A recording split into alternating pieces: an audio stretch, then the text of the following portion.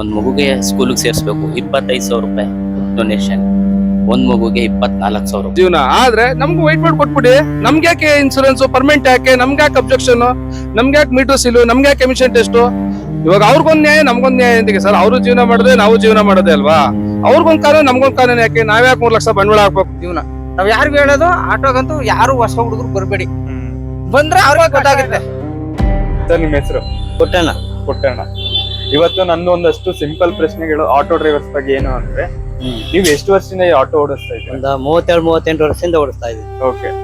So ನೀವು ಅಷ್ಟು ವರ್ಷದಿಂದ ಓಡಿಸಿರೋದಕ್ಕೂ ಆಗಿದ್ದಂತ ವ್ಯಾಪಾರಕ್ಕೂ ಅವಾಗ ಚೆನ್ನಾಗಿತ್ತು ಸರ್. ಅವಾಗ ಇದು ಆನ್ಲೈನ್ ಏನು ಇರ್ಲಿಲ್ಲ. ಇವಾಗೆಲ್ಲ ಆನ್ಲೈನ್, ಅದರ್ಧ ಏಟು, ಈ ಬಸ್ ಫೀ ಅದು ಏಟು, ಎಲ್ಲಾ ತರನು ಏಟು ಆಟೋ ಡ್ರೈವರ್ಗಳು. ಜೀವನ ಮಾಡೋದೇ ಕಷ್ಟ. ಅಂದ್ರೆ ಇವಾಗ ಯಾರು ಮುಂದೆ ನಾನು ಆಟೋ ಡ್ರೈವರ್ ಅಲ್ಲೇ ಬಿಸ್ನೆಸ್ ಬೇಡ ಅದನ್ನ ಯಾವ ಅವ್ರನ್ನ ಆಟೋ ಡಿಪಾರ್ಟ್ಮೆಂಟ್ ಕರ್ಕ ಬಂದ್ಬಿಟ್ಟು ನಾವು ಪಾಪ ಕಟ್ಕೊಳಕಾಯ್ತಿದೆ. ಇದ್ರದ್ದು ಹೊಂಟಬೇಕು. ಈಗ ಬರೋ ಪೀಳಿಗೆಗೆ ಆಟೋ ಲಾಯಕ್ಕಿಲ್ಲ. ಹಳೆಗೌಡ ಅಂತ ಸರ್. ಇದು ನಮ್ದು ಸರ್ಕಲ್ ಹೆಸರು ಹೊಯ್ಸಳ ಸರ್ಕಲ್ ಅಂತ. ತುಂಬಾ ಹಳೆ ಸರ್ಕಲ್ ಸರ್. ನಾವೆಲ್ಲ ಇಲ್ಲಿ ಅವ್ರೆ. ನಾವು ಈ ಸರ್ಕಲ್ ಅಲ್ಲಿ ಒಂದು 20-25 ವರ್ಷ 30 ವರ್ಷ ಇದೀವಿ ಸರ್ ಹೊಯ್ಸಳ ಸರ್ಕಲ್. ಹಾಗೆಲ್ಲ ಚೆನ್ನಾಗಿತ್ತು ಸರ್. ಈಗ ತುಂಬಾ ಗಾಡಿಗಳೆಲ್ಲ ಈ ಸ್ಕೂಟರ್ಗಳು ಬಂದಾಯ್ತು. ಆಮೇಲೆ ಏನೋ ಈ ಹೊರಗಡೆ ದೇಶದಲ್ಲಿ ಯುದ್ಧ ನಡೆಯೋದ್ರಿಂದ ತುಂಬಾ ಗ್ಯಾಸ್ ರೇಟ್ ಎಲ್ಲ ಎಲ್ಲೋ ನಡೆಯೋದಕ್ಕೆ ತುಂಬಾ ಗ್ಯಾಸ್ ರೇಟ್ ಎಲ್ಲ ಜಾಸ್ತಿ ಆಗ್ಬಿಟ್ಟಿದೆ ಸರ್. ನಾವು ಏನಾಗಿದೆ ಅಂದ್ರೆ ಈಗ ಅದೇ ನಾವು ನಮ್ ಕಸ್ಟಮರ್ ಜನನ ಅವರು ಒಳ್ಳೆಯವರು, ಅವ್ರನ್ನ ನಾವ್ ಏನ್ ಮಾಡಂಗಿಲ್ಲ. ಎಲ್ಲೋ ನಡೆಯೋದಕ್ಕೆ ನಮ್ಗೆ ಗ್ಯಾಸ್ ರೇಟ್ ಜಾಸ್ತಿ ಮಾಡಿದ್ದಾರೆ. ನಾವು ಅವ್ರಿಗೆ ಪಾಪ ನಮ್ಮ ಕಸ್ಟಮರ್ಗಳು ಹೇಳಕ್ ಆಯ್ತಾ ಇಲ್ಲ. ಅದರಿಂದ ನಮ್ಗೆ ಏನಾಗಿದೆ ಅಂದ್ರೆ ಇವತ್ತು ಹಿಂಗೂ ಇಲ್ಲ ಹಂಗೂ ಇಲ್ಲ. ಈ ಕಡೆ ಗ್ಯಾಸ್ ರೇಟ್ ಜಾಸ್ತಿ ಆಗದೆ, ನಮ್ಗೆ ರೇಟ್ ಜಾಸ್ತಿ ಮಾಡಿ ಅಂತ ಹೇಳಂಗಿಲ್ಲ ಮೀಟರ್ ರೇಟ್ ನ. ಅಥವಾ ಗ್ಯಾಸ್ ಹಾಕ ಓಡ್ಸಂಗಿಲ್ಲ, ಅದು ಸರಿಯಾಗಿ ಸಿಗ್ತಾ ಇಲ್ಲ ಸರ್. ಗ್ಯಾಸ್ ತುಂಬಾ ಕಷ್ಟ ಇದೆ. ಅದ್ರಲ್ಲಿ ಈಗ ಏನಾಗಿದೆ ಅಂದ್ರೆ ಸರ್, ಯಾವ್ದೋ ದೇಶದಲ್ಲಿ ನಡೆಯೋ ಯುದ್ಧಗೆ ಈಗ ನಾವು ಇಲ್ಲಿ ಎಷ್ಟು ಕಷ್ಟ ಬೀಳ್ತಾ ಇದೀವಿ ಅಂದ್ರೆ ತುಂಬಾ ಕಷ್ಟ ಇದೆ. ಯಾವ್ದೋ ಒಂದು ನಾವು ನಮ್ ಕೈಲೆಲ್ಲ ದೊಡ್ಡ ದೊಡ್ಡ ಹೋಟ್ಲಿಗೆಲ್ಲ ಹೋಗ್ತಾ ಇರ್ಲಿಲ್ಲ. ಯಾವ್ದೋ ಒಂದು ಫಾಸ್ಟ್ ಫುಡ್ಗೆ ಹೋದ್ರೆ ಎಲ್ಲ ಹೊಟ್ಟು ಊಟ ಮಾಡುವ, ಗ್ಯಾಸ್ ಸಿಗ್ತಾ ಇಲ್ಲ ಅಂದ್ಬಿಟ್ಟು ಪಾಪ ನಮಗೆ 30 ರೂಪಾಯಿಗೆ ಊಟ ತಿಂಡಿ ಕೊಡೋರು ಫುಟ್ಪಾತ್ ಹೋಟ್ಲು ಸರ್. ಪಾಪ 30 ರೂಪಾಯಿಗೆ ಅವರೆಲ್ಲ ಪಾಪ 45 ಅಂದ್ರೆ ಪಾಪ ಅವ್ರು ತಪ್ಪಿಲ್ಲ ಸರ್. ಅವ್ರದ್ದು ಜೀವನ ಗ್ಯಾಸ್ ಸಿಗ್ತಾ ಇಲ್ಲ, ಎಲ್ಲ ರೇಟ್ ಜಾಸ್ತಿ ಆಗಿದೆ ಪ್ರತಿಯೊಂದು. ಅದರಿಂದ ಫುಟ್ಪಾತ್ ಹೋಗಿ ಊಟ ಮಾಡಂಗಿಲ್ಲ ನಾವು. ಹೆಂಗೋ ದೊಡ್ಡಗಾಗದ ಫುಟ್ಪಾತ್ ಹೋಟ್ಲಲ್ಲಿ ಮಾಡ್ತಾ ಇದ್ದೆ, ಅದು ಮಾಡಂಗಿಲ್ಲ ಸರ್. ಸರ್ ನಿಮ್ಮ ಹೆಸರು? ಭಗವಂತ ಸರ್. ಎಷ್ಟು ವರ್ಷದಿಂದ ಆಟೋ ಓಡಿಸ್ತಾ ಇದ್ದೀರಾ? ಒಂದು 15-16 ವರ್ಷ. 15 ವರ್ಷ. ಹೇಗಿದೆ ಜೀವನ? ನಡೀತದೆ ಸ್ವಲ್ಪ, ಹೇಳಕ್ಕಾಗಲ್ಲ ಬಿಡಕ್ಕಾಗಲ್ಲ, ನಡೀತಾ ಇದೆ. ಸೊ ಇವಾಗ ನನ್ನ ಪ್ರಶ್ನೆ ಬಂದು, ಆಟೋ ಜೀವನ ಅನ್ನೋದು ಡ್ರೈವರು ಹೇಗಿದೆ? ಈಸಿನ ಅಥವಾ ಮುಂದೆ ಬರೋರು ಆಟೋ ಬಿಸ್ನೆಸ್ ಆಗ್ತೀನಿ ಅಂದ್ರೆ ಅವ್ರಿಗೆ ಏನೇ ಹೇಳಕ್ ಇಷ್ಟ? ಆಟೋ ಬಿಸ್ನೆಸ್ ಅಂದ್ರೆ ಈಗ ಸರ್ ಮನೆಗೂ ಜಾಸ್ತಿ ನಡೀತಾ ಇದೆ. ಬಿಸ್ನೆಸ್ ಸ್ವಲ್ಪ ಕಮ್ಮಿ ಆಗಿದೆ. ಫ್ರೀ ಬಸ್ ಮಾಡೋದ್ನಲ್ಲ, ಅವಾಗ ಸ್ವಲ್ಪ ಏಟ್ ಬಿತ್ತು ಆಟೋದವ್ರಿಗೆ. ಅದ್ರ ಮಧ್ಯೆ ಈಗ ಗ್ಯಾಸ್ ರೇಟ್ ಬೇರೆ ದುಬಾರಿ ಆಗಿದೆ. ಹೌದು, ಗ್ಯಾಸ್ ಸಿಗ್ತಾ ಇಲ್ಲ, ಬಹಳ ಕಷ್ಟ ಇದೆ ಜೀವನ ಮಾಡೋದು. ರಮೇಶ್ ಸರ್ ಎಷ್ಟು ವರ್ಷದಿಂದ ಆಟೋ ಓಡಿಸ್ತಾ ಇದ್ದೀರಾ? ಇವಾಗ ಒಂದ್ 3-4 ವರ್ಷದಿಂದ ಓಡಿಸ್ತಾ ಇದ್ದೀವಿ. 3-4 ವರ್ಷ. ಹೇಗಿದೆ ಎಕ್ಸ್ಪೀರಿಯನ್ಸ್? ಎಕ್ಸ್ಪೀರಿಯನ್ಸ್ ಏನ್ ಹೇಳೋದು ಸರ್, ಒಂದ್ ಟೈಮ್ ಒಂದ ಇರ್ತದೆ. ಎಕ್ಸ್ಪೀರಿಯನ್ಸ್ ಏನ್ ಹೇಳಕ್ಕಾಗತ್ತೆ. ನೀವ್ ಯಾಕೆ ಈ ಪ್ರೊಫೆಷನ್ ಚೂಸ್ ಮಾಡಿದ್ರಿ? ಪರ್ಟಿಕ್ಯುಲರ್ ರೀಸನ್ ಅಂದ್ರೆ ಸರ್, ಅವ್ರ ಕೆಲಸ ಮಾಡೋ ಬದಲು ಬಂದು ಓನಾಗಿ ಬಿಸ್ನೆಸ್ ಮಾಡೋದು ಏನಾರ ಅಂದ್ಬಿಟ್ಟು ಆಟೋ ಹಾಕೊಂಡೆ ಆಟೋ ಓಡ್ಸೋದ ಅಂತ. ಇವಾಗ ನೋಡಿದ್ರೆ ನಮ್ ಕತೆ ಹಿಂಗ್ ಆಗ್ಬಿಟ್ಟೈತೆ. ಏನ್ ಮಾಡೋದ?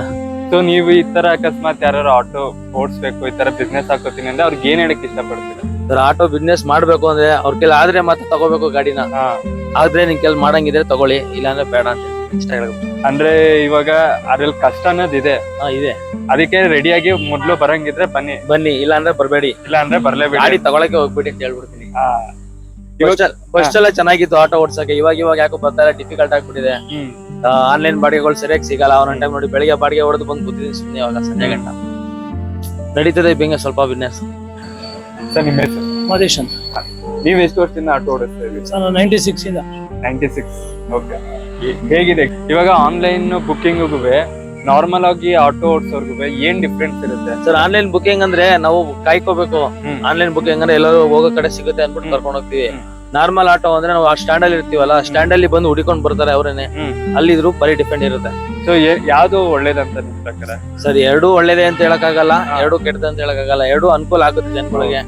ಒಂದೊಂದ್ ಟೈಮ್ ಆಟೋದವ್ರಿಗೂ ಅನುಕೂಲ ಆಗುತ್ತೆ, ಒಬ್ಬರಿಂದ ಇನ್ನೊಂದ್ ಟೈಮ್ ಲಾಭನೂ ಆಗಿರುತ್ತೆ, ಒಂದ್ ಟೈಮ್ ನಷ್ಟನೂ ಆಗುತ್ತೆ. ಎಕ್ಸ್ಪೀರಿಯನ್ಸ್ 96 ಮೊದ್ಲು ಚೆನ್ನಾಗಿದೆ ತುಂಬಾ, ಈಗ ಏನು ನಡೀತಲ್ಲ ಸರ್, ಬಾಡಿಗೆ ನಡೀತಾ ಇಲ್ಲ. ಆಮೇಲೆ 25,000 ಕೊಟ್ರೆ ಆಟೋ ಕೊಡ್ತಾ ಇದಾರೆ ಈಗ. ಎಲ್ಲ ಚಿಕ್ಕ ಇನ್ನು ಮೀಸಲೆ ಬಂದ ಹುಡುಗರು ಅವ್ರ ಆಟೋ ಬಂದಿದ್ದಾರೆ ಸಿಕ್ಕಾಪಟ್ಟೆ ಜನ. ಹಂಗೆ ಇವಾಗ ವ್ಯಾಪಾರ ಹೇಗ್ ನಡೀತದೆ ನಿಮ್ದು? ಸರ್ ಆಯ್ತಾ ಹೇಳಿದ್ನಲ್ಲ, ಬೆಳಿಗ್ಗೆ ಬುಣಿನೇ ಮಾಡಿಲ್ಲ. ಬೆಳಿಗ್ಗೆ ಬಂದು 8 ಗಂಟೆಗೆ ಬುಣಿನೇ ಮಾಡಿದೀನಿ. ಮುಂದೆ ಬರೋರ್ಗೆ ಏನಂತೀರಾ? ಆಟೋ ಬರಬೇಡಿ ಅಂತ ಹೇಳಿ ಸರ್ ಅಷ್ಟೇ, ಬರಬೇಡಿ ಅಂತ. ಏನ್ ನಡೀತಲ್ಲ ಸರ್ ಬಿಸ್ನೆಸ್ ಆಟೋದಲ್ಲಿ ನಡೀತಾ. ಇವಾಗ ಪ್ರತಿಯೊಂದಕ್ಕೂ ಒಂದ್ ಏನಾದ್ರು ಸೊಲ್ಯೂಷನ್ ಅನ್ನೋದು ಇರುತ್ತೆ. ಗೌರ್ಮೆಂಟ್ ಕಡೆಯಿಂದ ನೀವೇನ್ ಎಕ್ಸ್ಪೆಕ್ಟ್ ಮಾಡ್ತೀರಾ ಮುಂದೆ? ಏನ್ ಸರ್ ಲೋನ್ ಪಾನ್ ಕೊಡ್ಬೇಕು ಅಷ್ಟೇ. ನಮ್ಗೆ ಏನ್ ಮಾಡ್ತಾರೆ ಗೌರ್ಮೆಂಟ್, ಏನು ಮಾಡ್ತಾ ಇಲ್ಲ. ಗೌರ್ಮೆಂಟ್ ಏನ್ ಮಾಡ್ತಾರೆ, ಕೋರ್ಟ್ ಆಟಕ್ಕೆ ಹೇಳ್ತಾರೆ, ಆದ್ಮೇಲೆ ಇಲ್ಲ. ಇಲ್ಲ ನಾನು ಆಟೋ ಓಡಿಸಿ ಜೀವನ ಕಟ್ಕೋತೀನಿ ಅಂದ್ರೆ ಅಂತವ್ರಿಗೆ ಏನ್ ಹೇಳಕ್ ಇಷ್ಟಪಡ್ತಾರೆ? ಕಷ್ಟ ಇದೆ ಸರ್ ಈಗ. ಅಂದ್ರೆ ಈಗ ಯಾವ್ದು ಅಂದ್ರೆ ಯಾವ ತರ ತೊಂದರೆ ಇಲ್ದೇನೆ, ಏನು ಶೋಕಿ ಇಲ್ದೇನೆ ಕಳಕ್ ಬರ್ತೀನಿ ಅನ್ನೋ ರೀತಿ ಆದ್ರೆ ಶೋಕಿ ಮಾಡ್ಕೊಂಡು ಹೋಗ್ಬೋದು ಸರ್. ಅದ್ರಲ್ಲೇ ಸಂಪಾದನೆ ಮಾಡಿ ಜೀವನ ಮಾಡ್ತೀನಿ ಅಂದ್ರೆ ಬಹಳ ಕಷ್ಟ ಇದೆ. ಬರಬೇಡಿ ಅಂತ ಅಲ್ಲ ಬರಬೇಡಿ ಅನ್ನೋಕ್ ಹೋಗಲ್ಲ, ಬನ್ನಿ ಅನ್ನೋಕ್ ಹೋಗಲ್ಲ ಸರ್. ನಾವು ಬರಬೇಡಿ ಅಂತ ಏನ್ ತಿಳ್ಕೊದ್ರಲ್ಲಿ ಹೊಟ್ಟೆ ಕಿಚ್ಚು ಅಂತಾರೆ, ಬನ್ನಿ ಅಂದ್ರೆ ಈ ತರ ಹೋಗು ಅವ್ರ ಹಣೆ ಬರ ಸರ್, ಹಣೆ ಬರೋದಷ್ಟೇ, ಏನು ಮಾಡಕ್ಕಾಗಲ್ಲ. ನಿಮ್ಮ ಹೆಸರು? ಮಂಜು ಅಂತ ಮಂಜು. ಕೊಡ್ತಾರೆ, ಹೇಳ್ತೀನಿ ಕೇಳಿ. ನಾವು 3 ಲಕ್ಷ ಚಿಲ್ಲರೆ ಕೊಟ್ಬಿಟ್ಟು auto ತಗೊಂಬತ್ತೀವಿ, FC insurance, Wage checking ಎಲ್ಲಾ ಕೊಡ್ತೀವಿ. ಸೊ ಅವ್ರಿಗೇನ್ ಗೊತ್ತಾ, ಅವ್ರಿಗೆ ಊಟ ಕೊಡಕ್ಕೆ ಮತ್ತೆ ಮೆಡಿಸಿನ್ ಕೊಡಕ್ಕೆ ಇದೆ. ಪ್ಯಾಸೆಂಜರ್ ಹೊಡಕ್ಕೆ ಹೈಕೋರ್ಟ್ ಗೌರ್ಮೆಂಟ್ ಹೇಳಿದೆ ಪ್ಯಾಸೆಂಜರ್ ಹೊಡೆಯಂಗಿಲ್ಲ ಅಂತ. ಆದ್ರೂ ಗೌರ್ಮೆಂಟ್ ಕೊಟ್ಟಿದ್ರು ಕೂಡ ಇಲ್ಲಿ ಅನಗೃತ ನಡೀತಾ ಇದೆ. ಅದನ್ನ ನಿಲ್ಸ್ಬೇಕು. ಫಸ್ಟ್ ಹೇಳ್ತೀನಿ ಕೇಳಿ, ಇಲ್ಲ ನಮಗೂ ವೈಟ್ ಬೋರ್ಡ್ ಮಾಡ್ಕೊಡ್ಬೇಕು. ಏನ್ ಗೊತ್ತಾ, ಮೂಲಭೂತ ಸೌಕರ್ಯಗಳಿಗೆ ಇಲ್ವೇ ಇಲ್ಲ. ನಮ್ಮ ಆಟೋದವ್ರಿಗೆ ಯಾವತ್ತು ಕೇಳ್ತೀವಿ, 10 ವರ್ಷದಿಂದ 20 ವರ್ಷದಿಂದ ಆಟೋ ಓಡಿಸ್ತೀವಿ, ಇನ್ಸೂರೆನ್ಸ್ ಕಟ್ತೀವಿ, ಒಂದ್ಸಲ ನಮ್ಮ ಆಟೋದವ್ರು ಯಾವತ್ತೂ ಕ್ಲೈಮ್ ಮಾಡಿಲ್ಲ. ಅದ್ ಗೊತ್ತಾ, ನಾವ್ ಕಟ್ಕೊಂಡೇ ಬರ್ತಿದೀವಿ. 1 ವರ್ಷ ಕಟ್ಟಿಲ್ಲ, ಇನ್ನೊಂದ್ಸಲ ಕಟ್ಟಿರ್ತೀವಿ. 1 ವರ್ಷ 2 ವರ್ಷ ಮಿಕ್ಸ್ ಮಾಡಿರ್ಬೋದು, ಕಟ್ಟಿರ್ತೀವಿ. ಅಂತದ್ರಲ್ಲಿ ಯಾರೇ ಇದ್ ಮಾಡ್ತಾರೆ, EFPF ಕೊಡ್ತಾರ? ನಮ್ಮ ಆಟೋ ಮಕ್ಕಳಿಗೆ ಎಜುಕೇಶನ್ಗೆ ಏನಾರು ಇದ್ ಕೊಟ್ಟವ್ರ? ಏನು ಕೊಟ್ಟಿಲ್ಲ ಸರ್ಕಾರದವ್ರು. ಅದನ್ನ ಹೇಳ್ತಾ ಇರೋದು. 1 ನಿಮಿಷ ಹೇಳ್ತೀನಿ, ಏನು ಇಲ್ಲ. ನಿಮ್ಮ ಹೆಸರು? ನನ್ನ ಹೆಸರು ವಿನೋದ್ ಅಂತ. ವಿನೋದ್ ಅಂತ. ಎಷ್ಟು ವರ್ಷದಿಂದ ಆಟೋ ಓಡಿಸ್ತಾ ಇದ್ದೀರಿ? 20 ವರ್ಷ. 20 ವರ್ಷದಿಂದ. ಹಾಗೆ ಆಟೋ ಓಡಿಸೋದಕ್ಕೂ ಈಗ ಆಟೋ ಓಡಿಸೋದಕ್ಕೂ ಏನ್ ವ್ಯತ್ಯಾಸ ಇದೆ? ಸರ್ ಅವಾಗ ಗ್ಯಾಸ್ ರೇಟ್ ಎಲ್ಲ ತುಂಬಾ ಕಮ್ಮಿ ಇತ್ತು, ಹಾಗಾಗಿ ಅವಾಗ ಆಮೇಲೆ ಆಟೋನು ಕಮ್ಮಿ ಇತ್ತು. ಈಗ ಏನಾಗಿದೆ ಅಂದ್ರೆ ಚಿಕ್ಕ ಹುಡುಗರೆಲ್ಲ ಆಟೋ ತಗೋಬಿಟ್ಟು ಅದೊಂದು. ಎರಡನೇದೇನಪ್ಪ ಅಂದ್ರೆ ಈಗ ಇದೆಲ್ಲ ವಿದ್ಯೆ ನಡೀತಿದೆ ಅಂತಲ್ಲ, ಅದ್ರಿಂದ ನಮ್ಗೆ ಎಫೆಕ್ಟ್ ಆಗಿದೆ. ಒಂದು ಗ್ಯಾಸ್ಗೆ ಇವಾಗ ಎಷ್ಟಾಗಿದೆ ಗೊತ್ತಾ, 60 ರೂಪಾಯಿ ಗ್ಯಾಸ್ ಇತ್ತು, ಇವತ್ತು 100 ರೂಪಾಯಿ ಗ್ಯಾಸ್ ತಗೋತಾ ಇದಾರೆ. 88 ರೂಪಾಯಿ, 87 ರೂಪಾಯಿ, 83 ರೂಪಾಯಿ, ಈ ತರ ಎಲ್ಲಾ ಒಂದೊಂದು ಬಂಕಲ್ಲಿ ಒಂದೊಂದು ರೈಟ್ ಅವ್ರವರೇ ಫಿಕ್ಸ್ ಮಾಡ್ತಾರೆ. ಓಕೆ, ಇವಾಗ ನೀವು ಅಲ್ಲಿ ರೇಟ್ ಜಾಸ್ತಿ ಆಗಿರೋದ್ರಿಂದ ನೀವು ಬರೋ ಕಸ್ಟಮರ್ ಅಲ್ಲಿ ಜಾಸ್ತಿ ಈಸ್ಕೊಳಕ್ ಆಗಲ್ಲ. ಯಾಕೆಂದ್ರೆ ನಿನ್ ಇಷ್ಟ ಇದ್ರೆ ಪಾಪ, ಕಷ್ಟ ಆದ್ರೆ ಬಿಟ್ಬಿಡು. ಓಲಾದಲ್ಲಿ ಊಬರ್ ಅಲ್ಲಿ ನಿಮ್ಗೆ 40 ರೂಪಾಯಿ ತೋರಿಸುತ್ತೆ, ನಾನ್ ನಿಮ್ಗೆ 10 ರೂಪಾಯಿ ಜಾಸ್ತಿ ಕೊಡ್ತಾ ಇದೀನಿ ಆಯ್ತಾ, 10 ರೂಪಾಯಿ ನಾನು ಜಾಸ್ತಿನೇ ಕೊಡ್ತಾ ಇದೀನಿ, ಇಷ್ಟ ಇದ್ರೆ ಬನ್ನಿ ಅಂತಾರೆ. ನಾವು ಯಾವ ತರ ಹೋಗೋದು, ಯಾವ ತರ ಬಿಡೋದು. ಸರ್ ನಿಮ್ಮ ಹೆಸರು? ಸರ್ ಮಹೇಶ್ ಅಂತ ನನ್ನ ಹೆಸರು. ನಾವು 23 ವರ್ಷ ಆಯ್ತು ಆಟೋ ಬಂದಿ. ಈಗ 2 ವರ್ಷದಿಂದ ಆಗ ಮನೆಗೆ 500 ರೂಪಾಯಿ ತಗೊಂಡೋಗೋಣ, ಈಗ 100 ರೂಪಾಯಿನ ಮನೆಗೆ ಸಾಮಾನ್ ತಗೊಳಕ್ಕೂ ಕಷ್ಟ ಆಗಿದೆ. ಇದು ಈಗ ಆಟೋ ಜೀವನ ಹೆಂಗಾಗಿದೆ ಅಂದ್ರೆ, ಯಾರನ್ನೂ ಹೇಳ್ತೀನಿ ದಯವಿಟ್ಟು ಬೇರೆ ಏನಾರು ಕೆಲ್ಸಕ್ಕೆ ಹೋಗಿ ದಯವಿಟ್ಟು ಆಟೋ ಬರ್ಲೇಬಿಡಿ ಅಂತ ಹೇಳೋದು. ಎಲ್ಲ ಏನಾಗಿದೆ, ಹುಡುಗರಿಗೆ ಕೆಲಸ ಇಲ್ಲ, ಸುಮ್ಮನೆ ಬಂದು ಈಗ DL ಮೊದ್ಲು ಭಾರಿ ಕಷ್ಟ ಆಯ್ತು. 23 ವರ್ಷದಲ್ಲಿ ನಾವ್ ಒಂದು ಆಟೋ ತಗೋಬೇಕಂದ್ರೆ, ಇದು 15 ವರ್ಷ ಆಗಿದೆ ನಮ್ದು ಆಟೋ ತಗೋಬೇಕಂದ್ರೆ ತುಂಬಾ ಕಷ್ಟ ಐತಿ. ಈಗ ಮುಂದೆ ಭಾರಿ ಪ್ರಾಬ್ಲಮ್ ಆಟೋ. ಎಲ್ಲಿ ಬರ್ತಾರೆ, ಬೆಳಿಗ್ಗೆಯಿಂದ ಎಷ್ಟೇ 50 ರೂಪಾಯಿ ಹೊಡೆದಿರೋದು. ಊಟಕ್ಕಾಗತ್ತೆ ಏನಾಗಲ್ಲ ಅಂತಲ್ಲ. ಈಗ ನಾವು 23 ವರ್ಷದಿಂದ ಬಂದ್ಬಿಟ್ಟು ಆಮೇಲೆ ಇದಕ್ ಬಂದ್ರೆ ಬೇರೆ ಹೋಗಕ್ ಆಗಲ್ಲ, ಒಂಥರ ಇದ್ರ ತರ ಇದು. ಆಮೇಲೆ ಗಾಡಿ ಎಲ್ಲ ಲೋನ್ ಕೊಡ್ತಾ ಇದಾರೆ, ತಗೊಂಡೋಗಿ ವಾಪಸ್ ಆಗಲ್ಲ ಅವ್ರಿಗೆ. ಹೊಸ್ದಾಗ್ ಬಂದ್ರೆ ನಾವ್ ಯಾರಿಗೆ ಹೇಳೋದು ಬರಬೇಡಿ ಅಂತ. ಆಮೇಲೆ ಗೌರ್ಮೆಂಟ್ ಬೈ ಟ್ಯಾಕ್ಸಿ ಅವ್ರಿಗೆಲ್ಲ, ಅವ್ರನ್ನು ಬೇಡ ಅಂತ, ಅವ್ರದ್ದು ಹೊಟ್ಟೆ ಪಾಡು ನಡಿಲಿ, ಅವ್ರಿಗೆ ಎಲ್ಲ ಬೋರ್ಡ್ ಮಾಡಿಸ್ಕೊಳಕ್ ಹೇಳಿ. ಶಿವು ಅಂತ ನನ್ನ ಹೆಸರು. ಆಟೋದವ್ರ ಕಷ್ಟ ಕೇಳ್ತಾ ಇದೀರಲ್ವಾ, ಆಟೋದವ್ರ ಕಷ್ಟ ಒಬ್ರು ಗೊತ್ತಿರುತ್ತೆ, ಒಬ್ರು ಗೊತ್ತಿರಲ್ಲ. ನಾವೆಲ್ಲ ಗಾಡಿ ಡಾಕ್ಯುಮೆಂಟ್ಸ್ ಎಲ್ಲ ರೆಡಿ ಇಟ್ಕೊಂಡು, ಯೂನಿಫಾರ್ಮ್ ಹಾಕೊಂಡು, FC insurance, permanent renewal, emission testing, meter seal ಎಲ್ಲ ಇಟ್ಕೊಂಡು ಆಟೋ ಓಡಿಸ್ತಾ ಇದೀವಿ. ನಮ್ಗೆ ಕೊಡೋದ 30 ರೂಪಾಯಿ ಮಿನಿಮಮ್. ಅವ್ರ 2 ವೀಲರ್ ತಗೋಬರ್ತಾರೆ, 2 ವೀಲರ್ 20,000ಕ್ಕೂ ಸಿಕ್ಬೋದು, 30,000 ರೂಪಾಯಿಗೂ ಸಿಕ್ಬೋದು. ಸಿಕ್ಲಿ ಪಾಪ, ಅವ್ರದ್ದು ಒಂದ್ ಜೀವನ. ಆದ್ರೆ ನಮ್ಗೆ ವೈಟ್ ಬೋರ್ಡ್ ಕೊಟ್ಬಿಡಿ, ನಮ್ಗೆ ಯಾಕೆ ಇನ್ಸೂರೆನ್ಸ್ ಪರ್ಮನೆಂಟ್, ಯಾಕೆ ನಮ್ಗೆ ಯಾಕೆ ಅಬ್ಜೆಕ್ಷನ್, ನಮ್ಗೆ ಯಾಕೆ ಮೀಟರ್ ಸೀಲು, ನಮ್ಗೆ ಯಾಕೆ ಎಮಿಷನ್ ಟೆಸ್ಟ್? ಇವಾಗ ಅವ್ರಿಗೊಂದ್ ನ್ಯಾಯ, ನಮ್ಗೊಂದ್ ನ್ಯಾಯ ಅಂತಿಗೆ ಸರ್. ಅವ್ರು ಜೀವನ ಮಾಡದೆ, ನಾವು ಜೀವನ ಮಾಡೋದೇ ಅಲ್ವಾ? ಅವ್ರಿಗೊಂದ್ ಕಾನೂನು, ನಮ್ಗೊಂದ್ ಕಾನೂನು ಯಾಕೆ? ನಾವ್ಯಾಕೆ 3 ಲಕ್ಷ ಬಂಡವಾಳ ಹಾಕ್ಬೇಕು? ನೈಟ್ ಎಷ್ಟೊತ್ತಂದ್ರು ಮೊದ್ಲು ಕರ್ನಾಟಕದ ಆಂಬುಲೆನ್ಸ್ ಅಂತ ಇದಿದೆ ಮೊದ್ಲು ನಮ್ಮ ಆಟೋನ. ಇವತ್ತು ಯಾರ್ಯಾರು ಇಟ್ಟಿ, ಯಾರ್ಯಾರು ಗೌರ್ಮೆಂಟೇ ಕೊಟ್ಟಿರ್ಬೋದು ಆಂಬುಲೆನ್ಸ್ ನ. ಮೊದ್ಲು ಕೊಟ್ಟಿದೆ ಕರ್ನಾಟಕದ ಆಂಬುಲೆನ್ಸ್ ಆಟೋ. ಸರಿ ಅದನ್ನ ಯಾರು ಅರ್ಥ ಮಾಡ್ಕೊತಾ ಇಲ್ಲ. ರಾಜಕೀಯದವರು, ಫೈನಾನ್ಸ್ ಉದ್ಯಮಿಗಳು ಎಲ್ಲಾರು ಇದಕ್ಕೆ ಅಡಿಟ್ ಆಗೋರೆ ಸರ್. ಯಾರು ಹೆಲ್ಪ್ ಮಾಡಲ್ಲ, ಹೆಲ್ಪ್ ಮಾಡೋಕ್ಕೂ ಮುಂದೆ ಬರಲ್ಲ. ಇಲ್ಲಿ ನಾವೇ ಅಂಡರ್ಸ್ಟ್ಯಾಂಡಿಂಗ್ ಮಾಡ್ಕೋಬೇಕು. ಇದ್ರ ಸರ್ಕಾರದವರು ಅದು ರ್ಯಾಪಿಡ್ ಅನ್ನೋದು ಯಾವನ ಕೂತ್ಕೊಂಡು ಎಲ್ಲೋ ತಿನ್ನೋದಕ್ಕೆ ಸರ್ಕಾರದೇ ಒಂದು ಆ್ಯಪ್ ಮಾಡ್ಲಿ, ಸರ್ಕಾರದೇ ಒಂದು ಆ್ಯಪ್ ಮಾಡ್ಬಿಟ್ಟು ಕೊಡ್ಲಿ. ನಮ್ಗೆ ಅವ್ರ 10 ರೂಪಾಯಿ 30 ರೂಪಾಯಿ ತಿನ್ನೋದು ನೀವೇ 10 ರೂಪಾಯಿ ಮಾಡ್ರಪ್ಪ, ನೀವೇ ಒಂದು ಆ್ಯಪ್ ಮಾಡ್ಬಿಟ್ಟು ಮಾಡಿ. ನಮ್ಗೇನೋ ಒಂದು ಉಪಯೋಗ ಆಗುತ್ತೆ. ಒಂದು ಓಲಾದಲ್ಲಿ 30 ರೂಪಾಯಿ, ರ್ಯಾಪಿಡ್ ಅಲ್ಲಿ 30 ರೂಪಾಯಿ, ಊಬರ್ ಅಲ್ಲಿ 100 ರೂಪಾಯಿ. ನಾವು ಡೈಲಿ 1000 ಬಾಡಿಗೆ ಹೊಡೆದ್ರೆ 100 ರೂಪಾಯಿ ಅವ್ರಿಗೆ ಹೋಗಿರುತ್ತೆ, 300 ರೂಪಾಯಿ ಗ್ಯಾಸ್ಗೆ ಹೋಗಿರುತ್ತೆ, 400 ರೂಪಾಯಿ 100 ರೂಪಾಯಿ ಖರ್ಚು ನಮ್ದು ಹೋಗಿರುತ್ತೆ, 200 ರೂಪಾಯಿ ಕಲೆಕ್ಷನ್ಗೆ ಹೋಗಿರುತ್ತೆ. 1000 ದುಡಿದ್ರೆ 300 ರೂಪಾಯಿ ಕೈಗೆ ಸಿಗುತ್ತೆ. ಏನ್ ಪ್ರಪಂಚ, ಏನ್ ಪ್ರಯೋಜನ ಅದು? ಈಗ್ಲೂ ನನಗೆ 2 ಮಕ್ಳಿದೆ ಸರ್. ಒಂದ್ ಮಗುಗೆ ಸ್ಕೂಲಿಗೆ ಸೇರಿಸ್ಬೇಕು, 25,000 ರೂಪಾಯಿ ಡೊನೇಷನ್. ಒಂದ್ ಮಗುಗೆ 24,000 ರೂಪಾಯಿ. ಇದೇ ನಿರ್ಮಲ ಗವರ್ಮೆಂಟ್ ಅಲ್ಲಿ. ನೀವು ಆಟೋ ಆಟೋ ಓಡಿಸಿ ನಾನು ಮನೆ ಬಾಡಿಗೆ 4,000 ಬಾಡಿಗೆ ಕಟ್ತೀನಿ. ಆಟೋ ಲೋನಲ್ಲಿ ತಗೊಂಡಿದ್ದೀನಿ, EMI ಕಟ್ತೀನಿ. 4,750 ರೂಪಾಯಿ EMI ಕೊಡ್ತೀನಿ ತಿಂಗಳಿಗೆ. ಮಕ್ಕಳು ನೋಡ್ಕೋಬೇಕು, ಇರೋದು ಬಾಡಿಗೆ ಮನೆಯಲ್ಲಿ. ಬೇಡಿ ಅಂತ ಹೇಳ್ತಲ್ಲ ನಾವು ಯಾವ್ದಕ್ಕೆ ಇದಕ್ಕೆ ಸ್ಕೂಟರ್ ಅವ್ರಿಗೆ ಫಸ್ಟ್ ಅವ್ರಿಗೂ ಇದು ಮಾಡಿ, ಎಲ್ಲ ಬೋರ್ಡ್ ಮಾಡಿ. ಜನ ಹೋಗ್ತಾರೆ. ಈಗ ಎಲ್ಲೋ ಒಂದ್ ಕಡೆ ಆಕ್ಸಿಡೆಂಟ್ ಆಗಿದೆ, ಬುಲೆಟ್ ಕೂತ್ಬಿಟ್ಟು ಅವ್ರು ಬಿಟ್ಬಿಟ್ಟ ಹೊಂಟಾಗವನೆ. ಬೇರೆ ನಂಬರ್ ಆಗಿದೆ ಅದಕ್ಕೆ, ಬುಲೆಟ್ ಬೇರೆ ನಂಬರ್ ಹಾಕೊಂಡೆ ಅವ್ರಿಗೆ ಇದು ತಗೊಳಕ್ಕೆ 4 ಡ್ಯೂಟಿ ಮಾಡ್ತಾ ಇದಾರೆ. ಪರ್ಮನೆಂಟ್ ಏನಿದೆ ಏನು ಇಲ್ಲ. ಇದು ಏನಂದ್ರೆ ಆಮೇಲೆ ಸ್ಕೂಲ್ ಮಕ್ಕಳು, ವ್ಯಾನ್ ಅವ್ರಿಗೆ ಇವ್ರಿಗೆಲ್ಲ ಎಷ್ಟು ತೊಂದರೆ ಆಗಿದೆ ಅಂದ್ರೆ, ತುಂಬಾ ಮೊದಲು ಚೆನ್ನಾಗಿತ್ತು ಸರ್. ಈಗ 2 ವರ್ಷದಿಂದ ತುಂಬಾ ಇದೆ. ಬೇರೆ ಹೋಗಿ ನಾವು ಟ್ರೈ ಮಾಡ್ತಾ ಇದೀವಿ.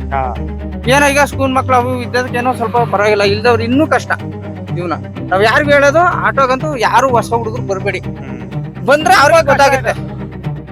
ನಿಮ್ಮ ಇಷ್ಟು ವರ್ಷದ ಎಕ್ಸ್ಪೀರಿಯನ್ಸ್ ಅಲ್ಲಿ ಇವಾಗ ಇಷ್ಟೊಂದು ನೋವಿದೆ ಎಲ್ಲ ಹೇಳ್ಕೊಂಡು, ಹಾಗೆ ಒಂದು ಗುಡ್ ಎಕ್ಸ್ಪೀರಿಯನ್ಸ್ ಅನ್ನೋದು ಇರುತ್ತೆ. ಇಲ್ಲ, ತುಂಬಾ ಇದ್ರಲ್ಲಿ ಲೈಫ್ ನಮ್ಮ ಹ್ಯಾಬಿಟ್ಗಳು ಕರೆಕ್ಟ್ ಆಗಿದ್ರೆ ಸೂಪರ್.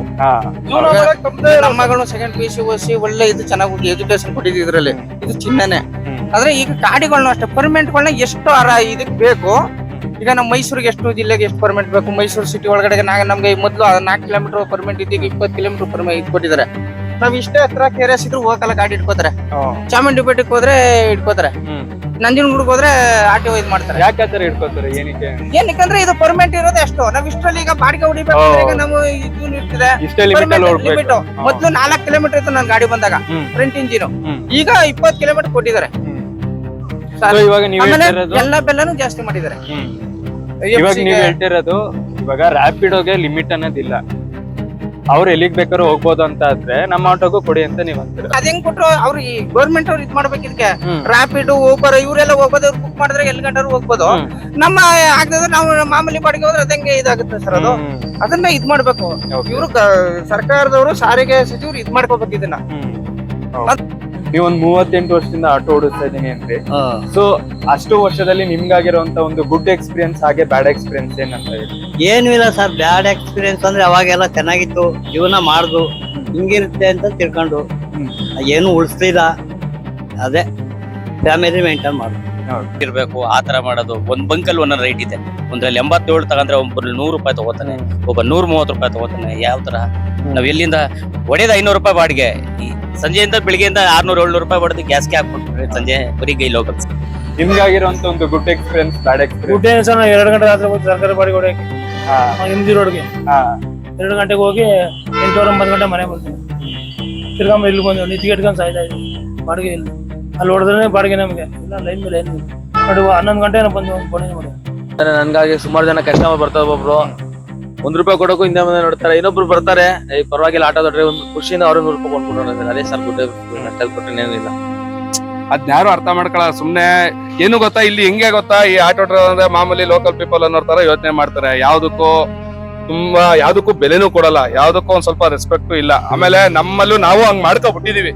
ನಾನೊಬ್ಬ ಸಾಚ ಇನ್ನೊಬ್ಬ ಅಂತ ಹೇಳಲ್ಲ, ನಾವು ಆತರ ಮಾಡ್ಕೊಬಿಟ್ಟಿವಿ. ಆತರ ಮಾಡಿರೋದ್ರಿಂದ ಆತರ ಆಯ್ತಾ ಇದೆ ಅಷ್ಟೇ. ಏನು ಮಾಡಕ್ಕಾಗಲ್ಲ. ಇವಾಗ ನಾವು ಇನ್ನ ಸರಿಪಡ್ಸಕ್ಕಾಗಲ್ಲ. ಇದೆಲ್ಲ ಮೇಲಿಂದ ಮೇಲಿರೋರು ತಲುಪಿಸೋಣ ಹೇಳಿ. ಕಾನೂನು ಪ್ರಕಾರವಾಗಿ ಸರ್ಕಾರದ ಪರವಾಗಿ ನಾವ್ ಕೇಳ್ಕೊಳ್ಳೋದು ಏನು ಅಂದ್ರೆ, ಸರ್ ಇದ್ರಲ್ಲಿ ಯಾರು ದುಡಿಬೇಡ ಅಂತ ನಾವು ಸ್ಕೂಟರ್ ಅವ್ರಿಗೆ ತಪ್ಪು ಅಂತ ಹೇಳ್ತಾ ಇಲ್ಲ. ನೀವು ಕೊಟ್ಟಿರೋದ್ರಿಂದ ಅವ್ರು ಉಪಯೋಗಿಸ್ತಾವ್ರೆ, ಇಲ್ಲಾಂದ್ರೆ ಅವರು ಬೇರೆ ದಾರಿ ಯಾರ ನೋಡ್ತಾರೆ. ಇಲ್ಲಾಂದ್ರೆ ನಮಗೂ ಒಂದು ಆಪ್ಷನ್ ಕೊಟ್ಬಿಡಿ. ಬೇಡ ಇನ್ಸೂರೆನ್ಸ್ ಯಾಕೆ ಸರ್ 7,000-8,000 ಕಟ್ಬೇಕು ವರ್ಷಕ್ಕೆ? ನಾವು ಯಾಕೆ ಸರ್ 6 ತಿಂಗಳಿಗೆ ಎಮಿಷನ್ ಟೆಸ್ಟ್ ಮಾಡಿಸ್ಬೇಕು? ಈಗ ನೀವು ದಿನಕ್ಕೆ 600 ಆಗುತ್ತೆ ಅಂತ ಅಂದ್ರಿ, ಅದ್ರಲ್ಲಿ ಗ್ಯಾಸ್ ತೆಗೆದ್ರೆ ನಿಮ್ಗೆ ಎಷ್ಟು ಬರುತ್ತೆ? 200 ರೂಪಾಯಿ ತಗೊಂಡು ಏನ್ ಮಾಡೋದು ಸರ್? 400 ರೂಪಾಯಿ ಗ್ಯಾಸ್ ಕೊಂಡೋಗುತ್ತೆ. ಈಗ ಒಂದು 200 ರೂಪಾಯಿ ಮಿಗುತ್ತೆ. 200 ರೂಪಾಯಿ ಗ್ಯಾಸ್ ಮನೆಗೆ ಏನ್ ಕೊಡೋದು? ಮನೆ ಖರ್ಚು ಇವತ್ತು ಹಾಲು ತಗೊಂಡೋಗಕ್ಕಾಗಲ್ಲ, ಬೆಳಿಗ್ಗೆ ಟೈಮ್ ನಾವು ಹಾಲು ತಗೊಂಡೋಗಕ್ಕಾಗಲ್ಲ. ಮಾಡೋದ್ರಲ್ಲಿ ಸೊ ನಿಮ್ಮ ಈ ಒಂದು ಕೂಗು ಸರ್ಕಾರಕ್ಕೆ ಮುಟ್ಲಿ, ಹೌದು ಸರ್, ನಾವು ಮುಟ್ಟಿಸೋ ಪ್ರಯತ್ನ ಮಾಡ್ತೀವಿ. ಮಾಡಿ ಸರ್, ನಿಮ್ಗೂ ನಮಗೂ ಒಂದು ಒಳ್ಳೇದಾಗ ಖಂಡಿತ ಆಗುತ್ತೆ ಸರ್, ಜೀವನ ತುಂಬಾ ಕಷ್ಟ ಆಗುತ್ತೆ. ಒಳ್ಳೇದಾಯ್ತು ಸರ್. ಡೋಂಟ್ ವರಿ, ಯೋಚನೆ ಮಾಡಿ. Thank you sir. ನೋಡಿರಲ್ಲ ನಮ್ಮ ಆಟೋ ಡ್ರೈವರ್ಸ್ ಕಷ್ಟ ಏನು ಅಂತ. ಈ ವಿಡಿಯೋ ಮಾಡೋ ಉದ್ದೇಶ ಏನು ಅಂದ್ರೆ, ಬೆಂಗಳೂರು, ಮೈಸೂರು ಅಥವಾ ಯಾವುದೇ ಒಂದು ಸಿಟಿ ಆಗಿರ್ಬೋದು, ಅಲ್ಲಿ ಮುಖ್ಯವಾಗಿ ನಮ್ಮ ಆಟೋ ಡ್ರೈವರ್ಸ್ ರೋಲ್ ತುಂಬಾ ಇಂಪಾರ್ಟೆಂಟ್ ಆಗಿದೆ. ಸೊ ಅವ್ರ ಕಷ್ಟಗಳು ಹೀಗಿದೆ, ಅದಕ್ಕೆ ಪರಿಹಾರ ಸಹ ಅವರೇ ಹೇಳ್ತಾ ಇದ್ದಾರೆ. ಇದು ಗೌರ್ಮೆಂಟಿಗೆ ತಲುಪಲಿ, ನಮ್ಮ ಆಟೋ ಡ್ರೈವರ್ಸ್ಗೆ ಅವರು ಸಹಾಯ ಮಾಡಿಕೊಡ್ಲಿ, ಅವರು ಚೆನ್ನಾಗಿ ಬದುಕಬೇಕು ಅನ್ನೋದು ನಮ್ಮ ಆಶಯ. ಹೋಪ್ ಈ ವಿಡಿಯೋ ನಿಮ್ಗೆ ಇಷ್ಟ ಆಯ್ತು ಅಂತ ಅನ್ಕೋತೀನಿ. ಮತ್ತೆ ಇದೇ ರಾಜ್ ಜಂಕ್ಷನ್ ಅಲ್ಲಿ ಸಿಗ್ತೀನಿ. ಅಲ್ಲಿ ಗಂಟ ನೋಡ್ತಾ ಇರಿ, ಲೈಕ್ ಮಾಡಿ, ಶೇರ್ ಮಾಡಿ, ಸಬ್ಸ್ಕ್ರೈಬ್ ಮಾಡಿ. Thank you.